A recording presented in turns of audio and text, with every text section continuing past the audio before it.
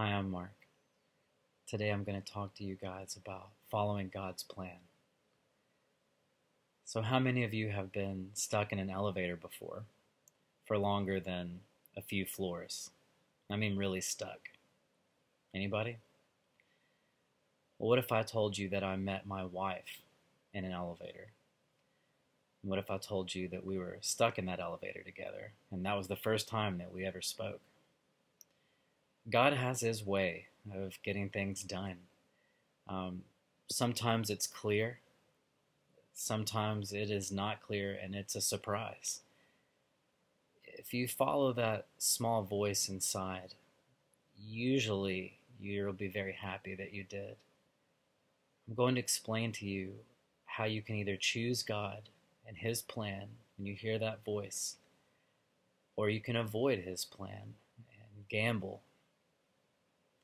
As Christians, you all know that small voice inside coaching or pushing you to do things that usually is uncomfortable, but you know it's the right thing to do. Um, how many times have you heard that small voice and wondered, what if I do this? Am I going to regret not following that voice? Am I going to regret being afraid? I believe that we should find the courage to listen to that voice inside more and more and encourage others to do the same. When I followed that voice, I found myself in better situations than I ever possibly planned. When I ignored that voice, I remember regretting it. For example, you notice someone at work or school who's obviously having a terrible day, but you're too scared to approach them because you're either shy or you don't know how they'll take your conversation, or you're reaching out to them. When I fail to reach out to people, especially when I get that nudge, I usually end up regretting it. My conscience reminds me that kindness is something Christians should always extend to others. Jonah 2 tells us about how Jonah himself tried to actually escape God and ended up being swallowed by a whale.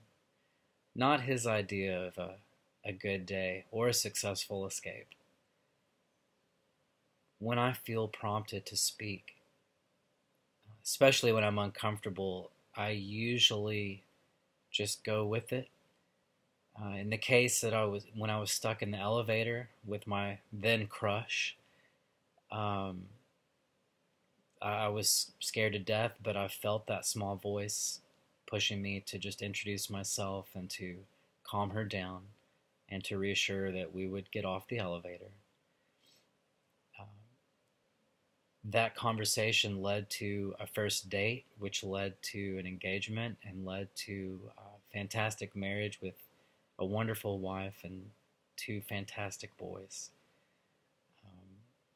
So just like Jonah, we all have the choice to be obedient to God or to run from Him.